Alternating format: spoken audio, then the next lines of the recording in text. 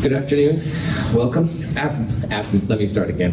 Good morning. Wow. Some days I think I should have just stayed home and in bed, but okay, let me start a third time. Good morning. Glad to have you here. Happy Wednesday. I hope your day is going well. All right. First of all, I wanted to say thank you. The class presentations I saw on Monday. Wow. Really, really cool. Supplements, medicine, scuba diving, muscle building. Wow. It was really impressive and stuff, and thank you so much. I'm still in the process of grading them and stuff, so I don't do anything like that. I have more presentations today with my Wednesday lab, and so it should be really fun, but thank you for your work. It was really cool. Next Monday, thinking about the future. Next Monday, there's no lab due because we didn't do a lab this week. Next Monday, we'll talk about problem set 4, mostly solubility with a little bit of entropy thrown in as well. The quiz, though, quiz 4, will only have solubility. All right, we will talk about entropy a little bit next week, but it's only over the solubility stuff. And then we'll go and do the lab with the longest name of all. It's the determination of KSP, delta H, delta S, delta G for calcium hydroxide lab. So I abbreviated it big time.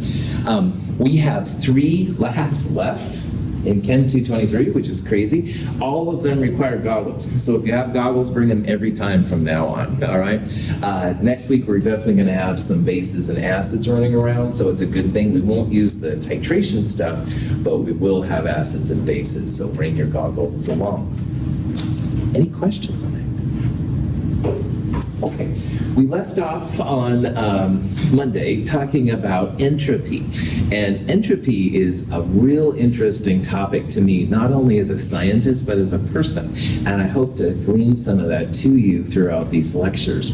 Entropy is a measure of disorder, all right? And so when you have, like I said, like if you have, a nice group of things that are all organized and, I dropped them, that's entropy in action, all right? Nothing, I didn't have to do anything fancy. I literally just let go, and now everything is a mess. And if I take the time and I reorganize these so they're all back together again, that took some energy, all right? So that's anti-entropy, to have more order. Disorder is entropy favored. More order is entropy disfavored. So I make jokes about, if you have a room that's messy and someone in your household's like, you better clean up your room. Hey man, just helping out entropy here, making thermodynamics go. It's a weird concept, right? Like enthalpy, I always understood, like, getting off heat, exothermic, taking in heat, endothermic. That's fundamental too. That makes sense to me, but the messiness thing is still kind of tripping me out. But it is a process that's observed. And when you look at all of the reactions ever studied, all right, if you have an increase in dispersion of matter, which means making things messy, not organized, those are product favored. If you see a dispersion of energy, i.e. concentrated energy to more dispersed energy, those are product favored. And if you have them both, that's even better. So we're talking today about entropy and what it is, what it means, stuff like that. Now, S equals K natural log of W is the ultimate, in some ways, entropy expression. It's not one that we're going to use a lot, though, in Chem 223. K is called the Boltzmann constant. It's just a number. You don't need to memorize it.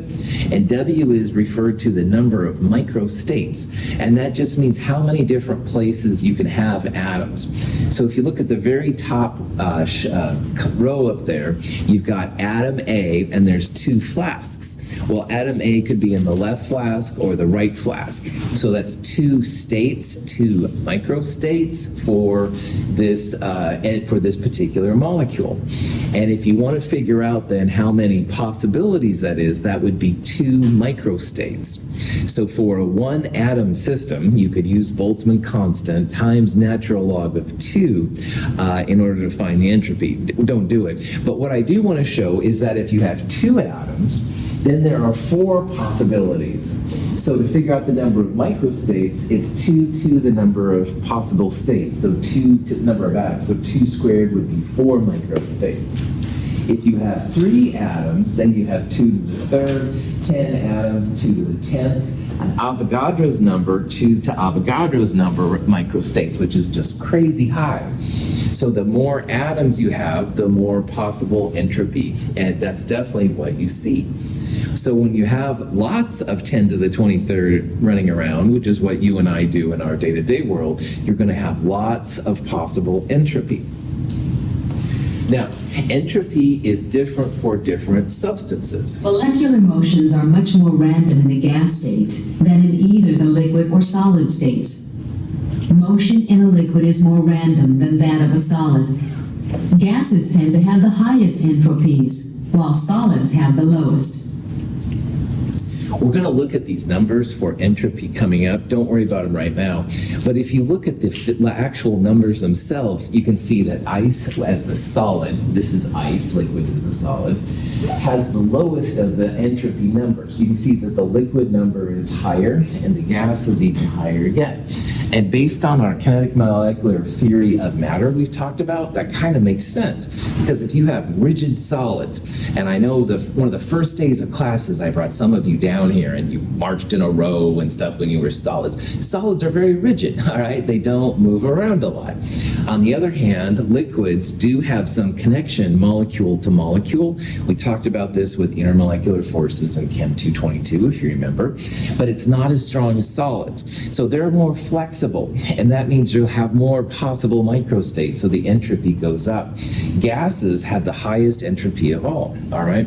And this is a pattern we're going to see. Solids always have the smallest amount of entropy relative to liquids, and liquids have less entropy relative to gases. And these can be any substances, not just water.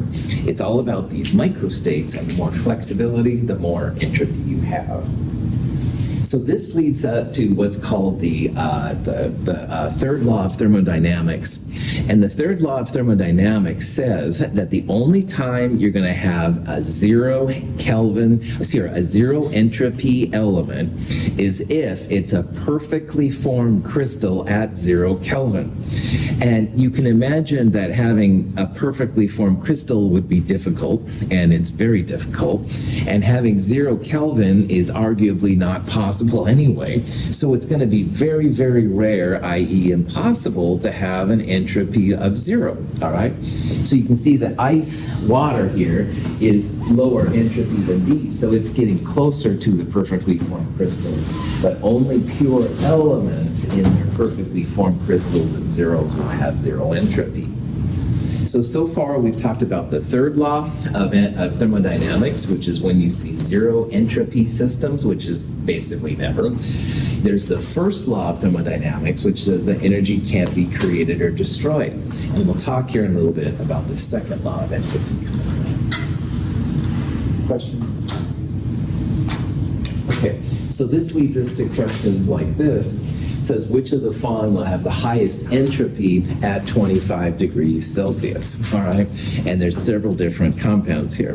Unobtainium is not a real answer. That's from Avatar, things like that. So it's a long story. Don't get me started. What I do want you to focus on is the states of matter. All right, and if you look at the first 4, you have iron, which is a solid, liquid water, liquid mercury, and xenon as a gas.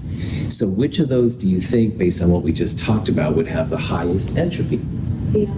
Xenon, that's right. Gases with their kind of...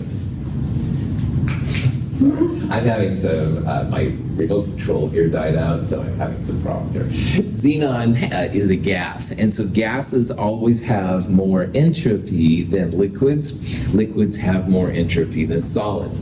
And arguably, it doesn't make any difference what compound it is. Gases will always have the highest entropy. A lot more flexibility in how the molecules go around. I know of no exceptions to this rule. Gases always are higher than liquids, which are higher than solids. Questions?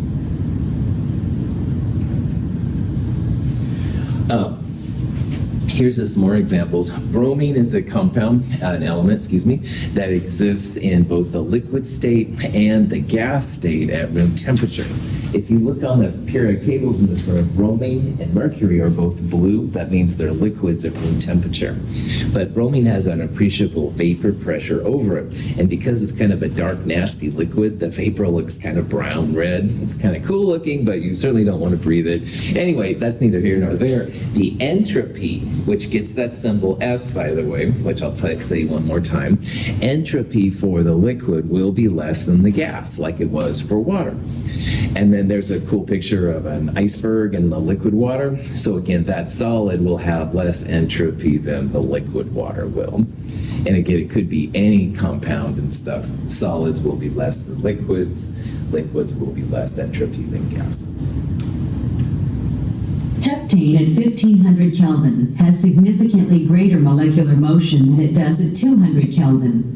The substance has greater entropy at 1500 Kelvin than at 200 Kelvin. The temperature lately has been on the colder side, and so I come in, I'm like, hey, good to see you, right on. It's going to be like summer, it sounds like here pretty soon, like Friday maybe, and I'll come in, yes, welcome, it's Friday, all right. So I find my own personal energy, this is really dumb, but I find my personal energy goes up with temperature and stuff like that. Maybe you do too, maybe you don't, you think I'm insane, which is fine too, but either way, I'm trying to make an analogy here to entropy, because entropy has a temperature dependence, definitely. The more microstates you have, the more entropy.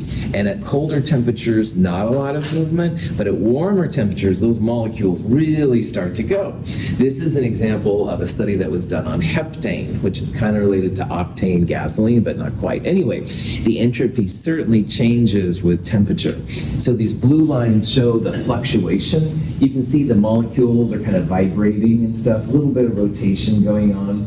So, but at lower temperatures, there's not as much. At the warmer temperatures, there was a lot.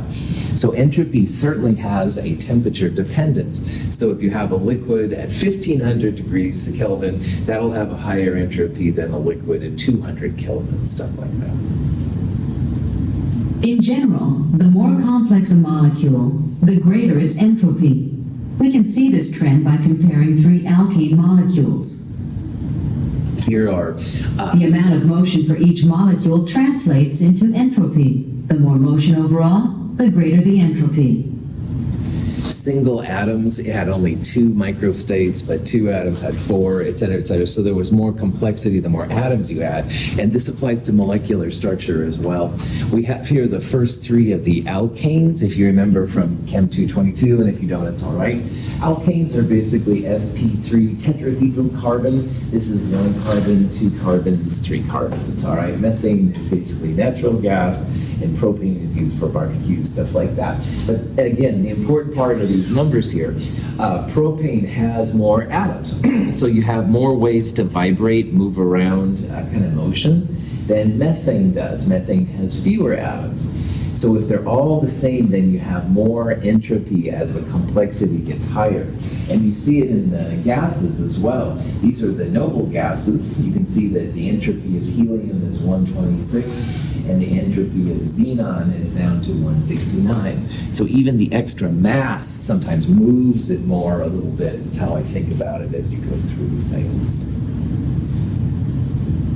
The entropy of a solid depends on the strength of the forces holding it together.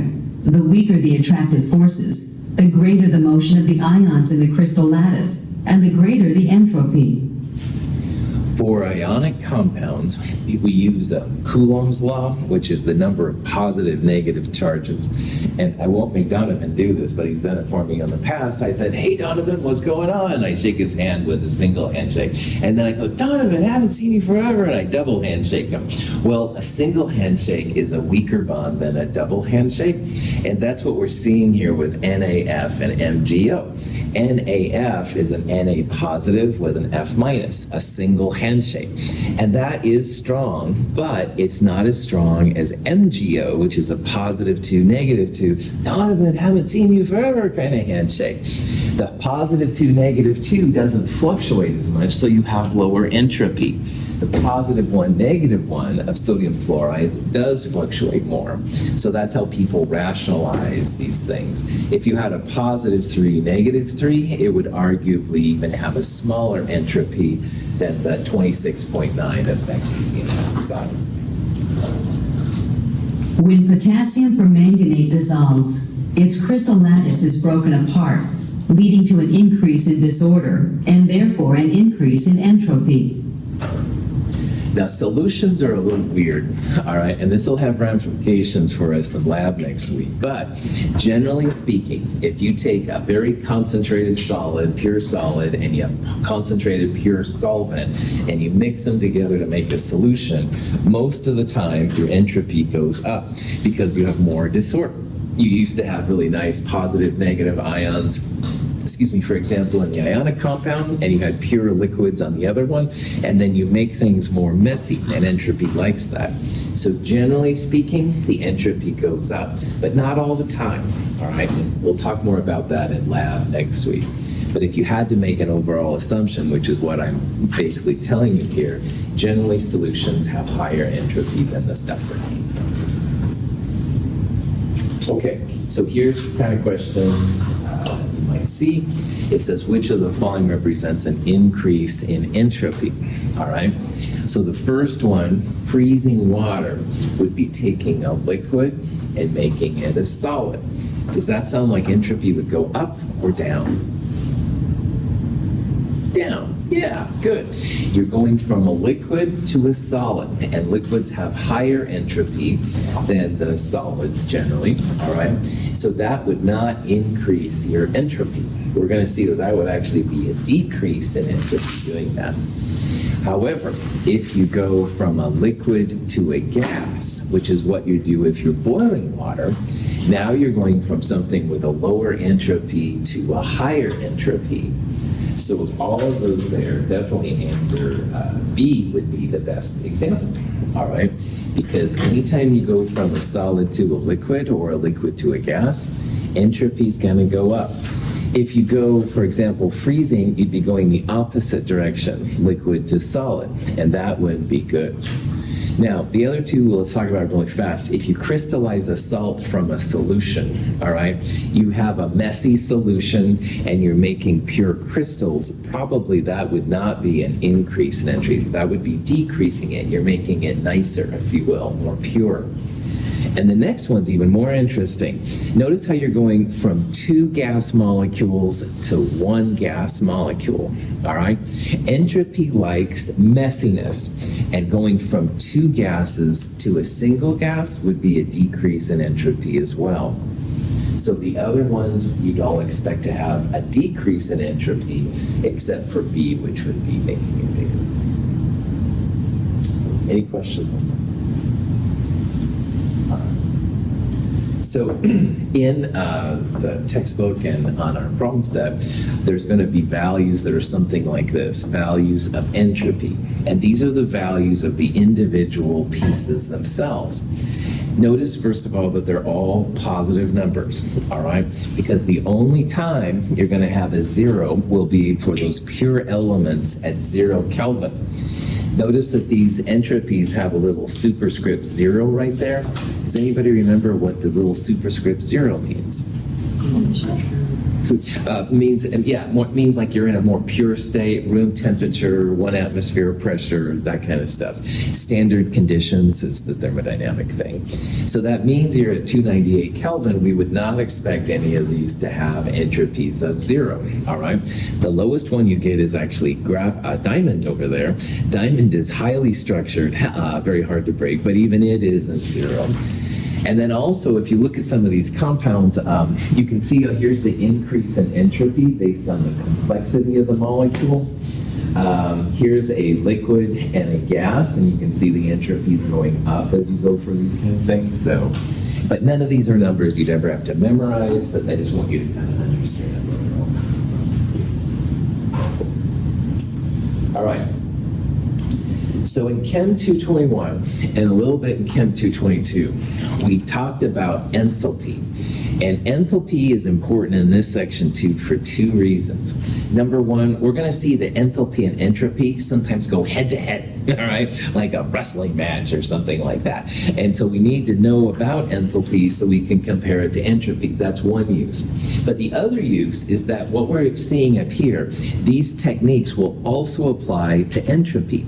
So instead of having enthalpy parts, we'll have entropy parts, but they're very, very similar. So in Chem 221, one of the big equations we used was Q equals mc delta T. And Q is the heat transferred. If the heat transferred is constant pressure, delta H and Q are the same. So in Chem 221, if you were with me or in some other place, this is really great for figuring out the enthalpy when there's no phase change, like you have just a liquid warming up or cooling down, or you have just a solid heating up or cooling down. M was the mass of the object, which is usually grams. C is the heat capacity of the object. I do want you to know the heat capacity for water, 4.184 joules per gram kelvins, but all the other ones I would give you, no problem. And delta T, delta always means final minus initial, so this will be final temperature minus initial temperature. And Q equals mc delta T is cool. So if you heat up some water, you want to know how much heat you need, mc delta T, mass of the water times 4.184 times your delta T, and you're good. We talked about how one direction was endothermic, positive, the other direction would be exothermic, negative, and that can be helpful too. But we also then talked about how to figure out the energy when you have a phase change. So heating liquid water to 100 degrees is great, but how do you figure out when the liquid water turns to a gas? And in Chem 221, I called it the mass of something times the heat of something. There's no cool way to express this equation, so I'm really sorry. The heat of something has a fancy name. It's heat of vaporization, heat of fusion, stuff like that. Vaporization would be to go from a liquid to a gas. Fusion is what's used for go from a solid to a liquid. So for water, that number was 333 joules per gram, the heat of fusion. So if you want to turn liquid water into solid water, ice, or vice versa, that's the number you want to use. Now, the reason why it's heat of something is there's all these different heat names. There's not one name just for it. So I called it heat of something. And the reason there's a quote around the mass is that you can see from these numbers that 333 joules per gram, that's per gram, so you'd use a mass in grams. But a lot of times these things are listed in kilojoules per mole, so you'd have to turn your mass into moles before using it that way. So you heat water from 30 to 100 and then boil it. The 30 to 100 part, mc delta T. When you get to 100, that's when you use the mass of the water times the heat of water, in this case the heat of vaporization. You can find the energy of anything that way, no problem. I showed graphs like this in Chem 221, where you'd have these different parts. The y-axis is the temperature axis, and the x-axis is the heat added. The parts here which are flat, those show the phase changes, like you're going from a solid to a liquid here, and the temperature does not change. Up here, you're having a liquid to gas transition, and again, that temperature doesn't change as you do that. It breaks the intermolecular forces. We can talk about all that stuff right now, but that's why you use it. So the flat parts is where you use the mass of something times the heat of something, and the things with a positive slope, like they're by water, ice, and steam, you'd use the mc delta T part. Any questions on that? Okay, now the comparative equation in entropy is this thing right here. And it's kind of like mc delta T, but of course it's not quite the same.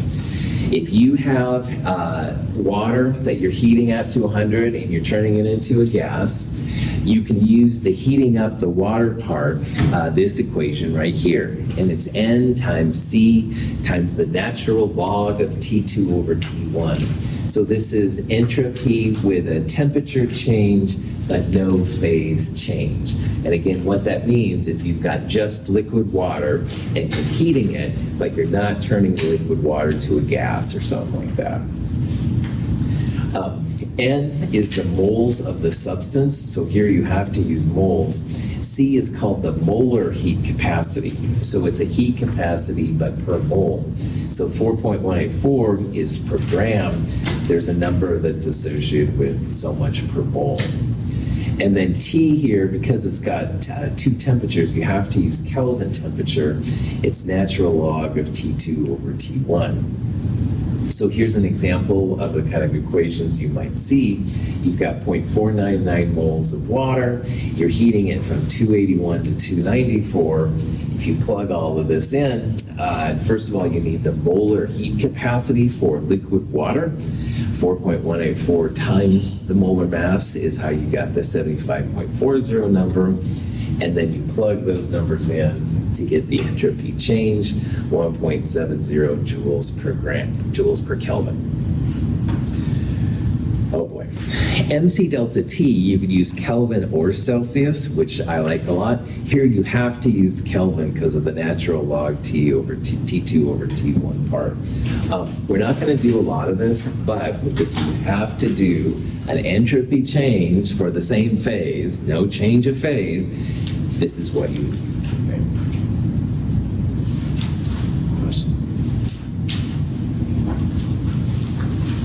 Now, if you have a phase change, in enthalpy, we use the mass of something times the heat of something. And there's something similar for it in entropy, but it's a little bit different. It's the heat transferred over the temperature. That's how you find the entropy for a phase change. So again, you want to turn your liquid water at 100 degrees to a gas at 100 degrees. Instead of mass of something times heat of something, you would use heat transferred divided by temperature. Now, the Q part is actually something that you can calculate using mass of something times heat of something. And we can use this heat of vaporization here for that particular number, which is nice too. So in this case, the Q would be that. When liquid water converts to the vapor state, its molecules disperse over a greater region of space. This represents an increase in entropy. So, you want to heat your liquid water from 100 degrees into a gas at 100 degrees. This would be the equation to use. Notice that you do divide by the temperature, which is different from the mass of something times the heat of something expression. So you too can calculate entropy and enthalpy for these different transitions, all right? And we're not going to do a lot of it, but I do want you to know about it. And in case you ever are in a field where you have to calculate these things, you'll be good to go. So here's a question that you might see. It says calculate the change of entropy, delta S, for the vaporation of xenon at its boiling point if we know that delta H VAP is 12.6 kilojoules per mole. Okay, well, to figure out delta S, this is a phase change, all right, because we're turning liquid xenon to gaseous xenon, and it gives us the delta H VAP. Now, delta H VAP is the Q in delta S equals Q over temperature. So delta S is going to be 12.6 kilojoules per mole, and we want to divide it by the temperature at which we're measuring it. So do you think we want to divide by minus 107 degrees Celsius? No, good. Make it Kelvin, all right? If you see temperatures and stuff, make it Kelvin. So minus 107 plus 273 would give you the Kelvin temperature. So then you take 12.6 divided by that. All of our answers are in joules, so you probably want to go kilojoules to joules. How many joules in a kilojoule? 1,000, that's right. So if you do all that, you should get 75.9. So you can see down there what I did is I took 12,600 joules, 12.6 times 1,000. I divided it not by the Celsius temperature, but by the Kelvin. Make sure you get that. And then it comes out to be 75.9. Any questions? Okay.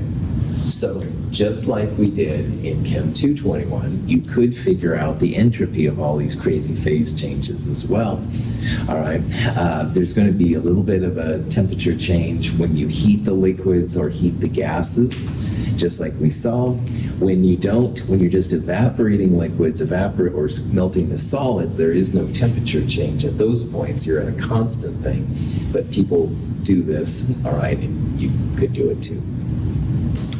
But we won't do that very much. Now, another thing, though, that we will do a lot more than that is using this version of enthalpy. So in Chem 221, when you have tables of enthalpy and you have some given reaction, like the water being made from hydrogen and oxygen, you can take the sum of all the enthalpies that are products and subtract from it the sum of all the enthalpies that are reactants. You need a table of enthalpy values to do this. It's not something that you need to memorize or know or anything like that. So if you look up in the table of thermodynamic stuff, which by the way is in problem set 5, you're going to get all of these numbers here. It's all of the products minus all of the reactants. So here what you do is you look up the delta H value for liquid water and make sure you use liquid. And this is the value in the thermodynamic table, minus 285.85. There's a 2 right there, so we're going to multiply that. Each of these numbers is per mole. So if you have 2 moles, you want to multiply it by 2, stuff like that. One nice thing about the enthalpy values we talked about in Chem 221 is all of the elements in their standard states are 0. So hydrogen gas is 0, oxygen gas, sodium metal, mercury liquid, these kind of things, they'd all be 0. Now if we were using liquid oxygen, a non-standard state, or ozone, an allotrope, then we couldn't say that it was 0. But for hydrogen and oxygen, we can. Anyway, the delta H for this reaction is minus 571.70. You will have access to a table in the problem set 5. It's a pretty long table, so that's why I'm bringing it in there. This is exothermic because energy is being released. It's a negative number. If it would have been a positive number, it would have been endothermic. There's a thing about the little 0 standard conditions thing. Any questions? I'm hoping this is ringing a bell, but I'm not even going to ask for hands up because it's still early and I thought it was the afternoon, so I'm not a good example today. So, questions? Okay. Now, delta H products minus delta H reactants, we did that in Chem 221. You can do the same thing with entropy values. And we will do these kind of calculations a little bit. So in that same table in problem set 5, if you look at it, there's an enthalpy column, there's a delta S column as well. So instead of using the delta H values here, you want to use the entropy values. So we were looking for this entropy of this reaction, the delta S. We're going to do products minus reactants. 2 waters will be the liquid waters will be our product entropies, and we'll subtract from that the hydrogen and the oxygen. Now remembering that the only time entropy is 0 is for those pure crystals at 0 Kelvin, which is never. You do have to look up the entropy of of all the elements here too. So when you look these up, the liquid water entropy is this number right here. We'll multiply it by 2 since there's 2 of them. And we're going to subtract now the hydrogen and the oxygen. Now in the enthalpy, they were 0, which is nice, but for entropy, we can't do that. So 130.7 is the entropy of hydrogen, and 205.3 is the entropy of oxygen. And when you get down to it, the delta S value comes out to be minus 326.9. Questions on the math right there? Let's go. What I would like to point out here is you can make sense a lot of times of your numbers thinking about the equation. And if you look at the reaction we just figured out, we have hydrogen and oxygen making water. Notice that we have 3 moles of gas going to 2 moles of liquid. So going from a gas to a liquid, high entropy to low entropy, entropy doesn't like that, all right? That's making it entropy disfavored. If we went liquid to gas, entropy would probably be okay with that. But in this reaction, we're starting with lots of gas and going to a liquid. Entropy doesn't like that.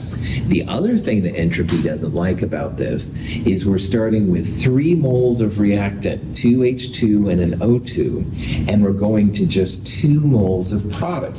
So 3 moles to 2 moles sounds like it's being organized, all right? There's going to be less disorder with only 2 moles relative to 3 moles. So for all of those reasons, we have an entropy decrease in this particular reaction. So if you think about this long term, you might think that making liquid water from the elements would not be an easy process, all right? Because this number, entropy, says, no, I don't like this, right? So there's more than entropy when it comes to calculating this. But looking at just this number and thinking about just the entropy, entropy says, no, I don't want this to happen. Thumbs down. Questions? Okay. So here's an example making a copper 2 oxide. And in this reaction, we're starting with copper metal. We're adding half of an oxygen to make copper 2 oxide. You can do this to make just 1 mole and stuff like that. So it says calculate the entropy of this reaction. And if you'd like to do it in your calculator, you can, or I'll just talk you through it. Delta S is always products minus reactants. So in this case, you take the 1 mole of product, which would be the copper 2 oxide, this number, and you'd subtract from it the reactants. So you subtract the copper, this number, and 1/2 of the oxygen, this number right there. So in your calculator, products minus reactants, make sure that you do it for oxygen. Unlike enthalpy, entropy has values. And if you do all that, you should get the minus 93.12 number. So entropy really doesn't want copper 2 oxide to form either, all right? Negative entropy is like a thumbs down. Now we're going to talk about these thumbs down, thumbs up here coming up and how to predict if reactions happen or not. So, products minus reactants works for both enthalpy and entropy. All right, make sure you use the correct table. There's a different set of reaction values for enthalpy versus entropy, but this is what you can do. And when you get these numbers out, unlike in the last examples with enthalpy, we saw like exothermic negative, endothermic positive. Now we can see if entropy likes it, positive, or if entropy doesn't like it, like here, negative.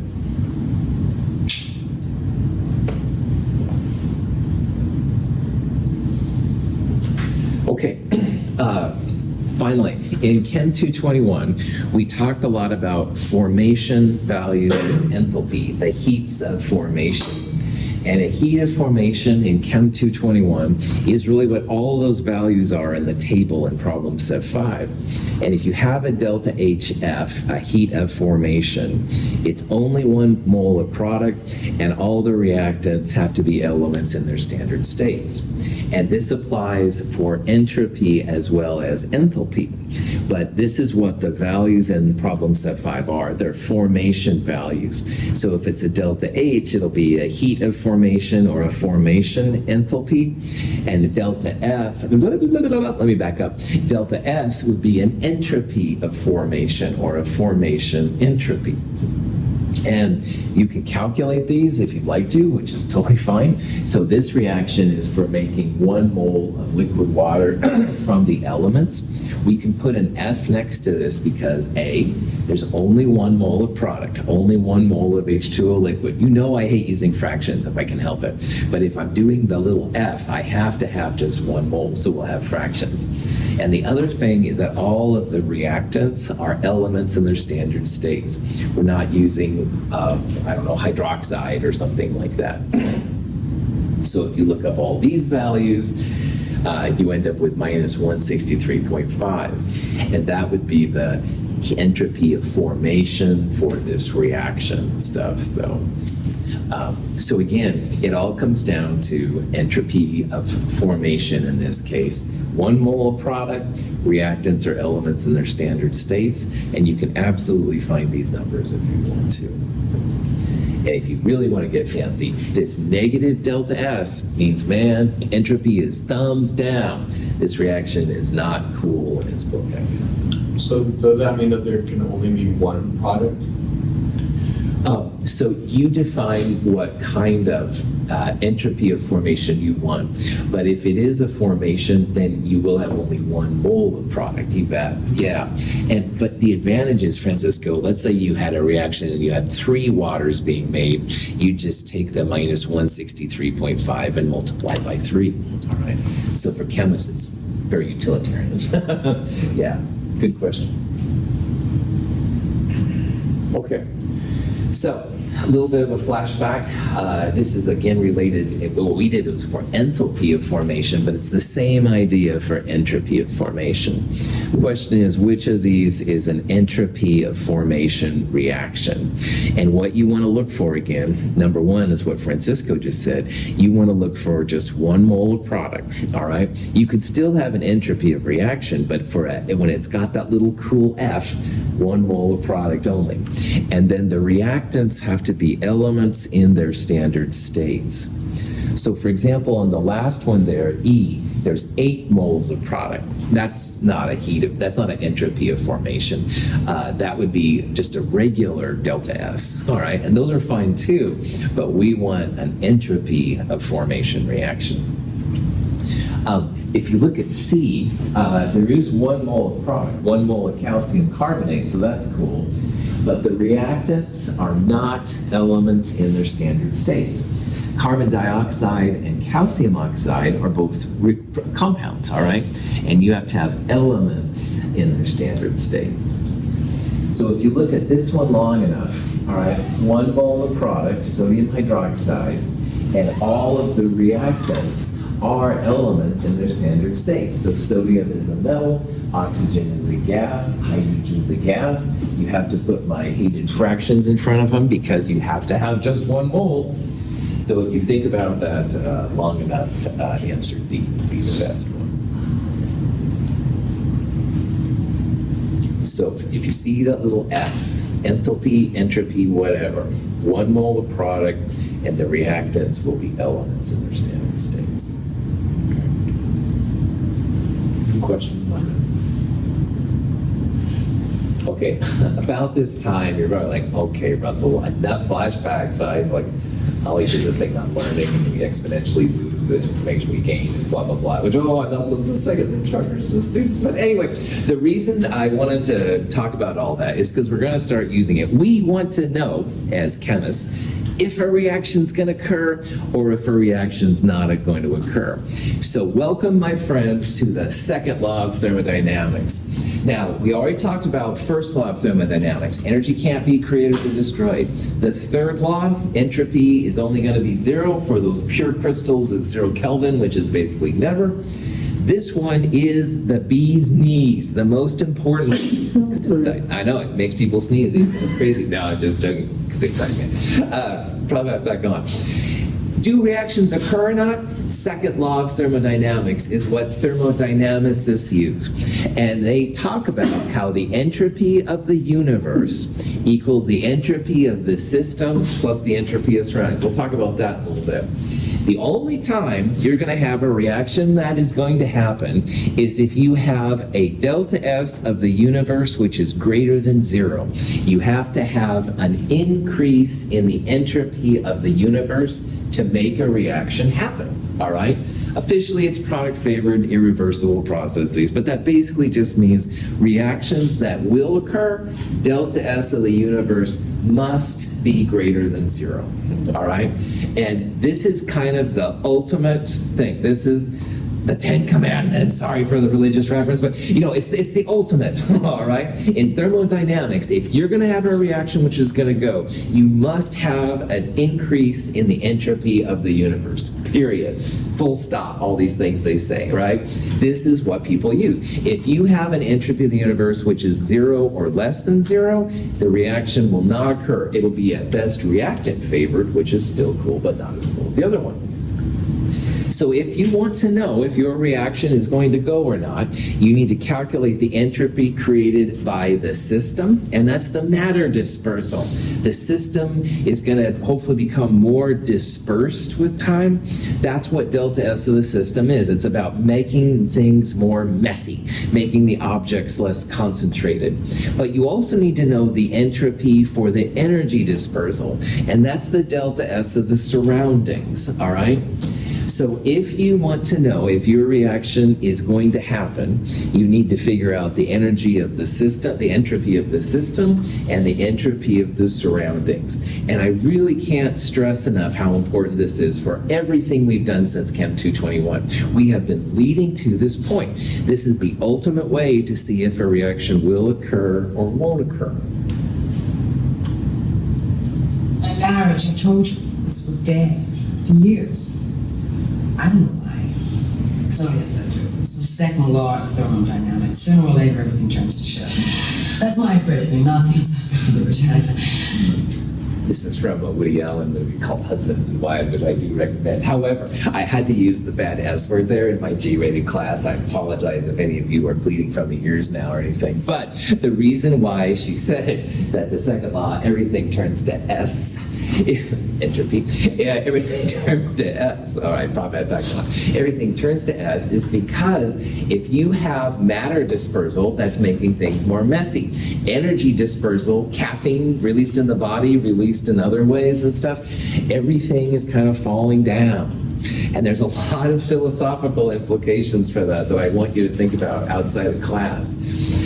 And it's kind of interesting. So in some ways, as things begin to get worse and worse, that's a natural phrase. Now, there's a lot more to it than just that, and don't think about it as horrible. What we're going to focus on in this class is to see if reactions will occur or not occur.